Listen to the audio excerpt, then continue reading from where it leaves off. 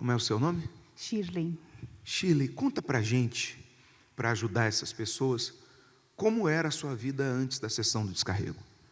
Antes eu me afastei da presença de Deus, né? E como sem a presença de Deus a gente não é nada, logo já veio o meu sofrimento maior, que foi a depressão. Eu tinha síndrome do pânico, a depressão, transtorno borderline. Cheguei a procurar um médico porque eu não sabia o que acontecia comigo, eu não entendia aquela tristeza, aquela desesperança, porque eu sempre fui uma pessoa alegre, gostei de trabalhar, de estudar, enfim. E começou a vir aqueles sentimentos, o medo, né, crises de ansiedade, né, transtornos do pânico e o transtorno borderline. Então, eu procurei um médico e ele me passou diversos medicamentos e diagnosticou realmente a depressão profunda, a síndrome do pânico e o transtorno borderline, onde eu tinha crises, né? Era sempre do ruim para o pior. Sempre era do ruim, daquele estado de tristeza, para as crises que eu me cortava e que eu tentava me matar. Pastor, eu não sei quantas vezes eu tentei me matar.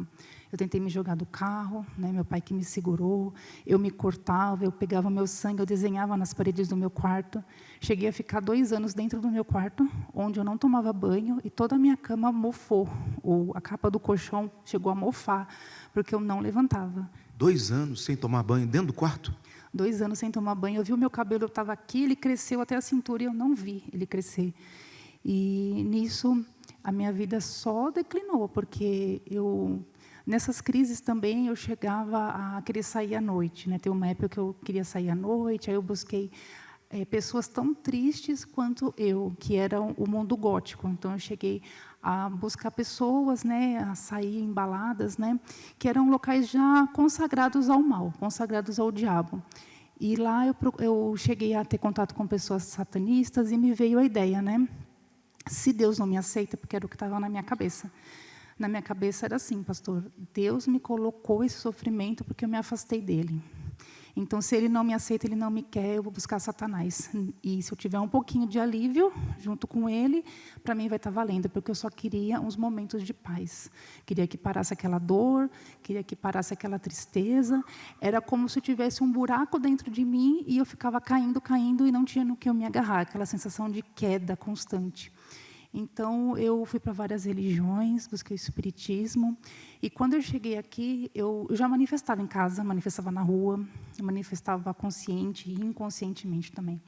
E, quando eu cheguei manifestando, porque eu tinha muitas trevas dentro da minha cabeça, dos meus pensamentos, eram trevas constantemente, pastor. Uma perturbação. Uma perturbação constante e não tinha mais rumo à minha vida. Por quê? Porque eu fui afastada do trabalho por incapacidade laborativa. Eu não tinha condições de ficar em meio de pessoas. Eu chegava a me cortar, pegava o que tivesse na frente e queria me cortar, queria me matar. Pastor, eu poderia estar num lugar lindo, maravilhoso, numa praia linda como eu já tive, e nada preenchia. Eu não tinha assim, motivo para ter depressão. Né? Como se fosse, hoje em dia, se falam, é frescura. Era como se fosse isso mesmo, porque eu não tinha motivo. Mas eu vivenciava aquela dor dentro de mim, aquela angústia, aquela tristeza, não tinha esperança, não acreditava em mim e nem em nada. Chegou aqui, você manifestava com espíritos, como as pessoas manifestam aqui na hora da oração? Como as pessoas manifestam, e eu dei muito trabalho. Eu cheguei dando muito trabalho, e quando eu cheguei, eu tinha aquela vergonha de voltar, porque eu saí de um jeito, da casa de Deus, e eu voltei completamente diferente. Então, eu tinha muita vergonha, eu tinha medo que as pessoas me apontassem, né? Medo que me acusassem. Está vendo o que você fez? Você errou, isso é culpa sua. E não foi assim. Aqui eu recebi o atendimento, o acolhimento, a orientação. Eu tive pessoas que me ajudaram, e aqui eu fui tratada. Quando eu voltei com sinceridade, né, porque eu não tinha nada para oferecer para Deus, nada, só tinha um passado de erros, de falhas, e só que eu entendi uma coisa: se eu obedecesse tudo que era ensinado, tudo que viesse do altar, eu teria o resultado. E foi nessa sinceridade que eu manifestei. Quando eu voltei, eu manifestei 3 vezes. Na terceira vez, eu entendi uma palavra, que fala que o Filho de Deus veio para desfazer as obras do diabo. E aí eu entendi que Deus não estava me colocando aquele sofrimento, que aquele sofrimento era obra do diabo na minha vida, em decorrência do que eu tinha feito, das minhas escolhas erradas. E ali me acendeu uma luz. Falei, se Jesus ele veio para desfazer as obras do diabo, ele vai arrancar essa dor, ele vai arrancar esse sofrimento, ele vai mudar a minha vida.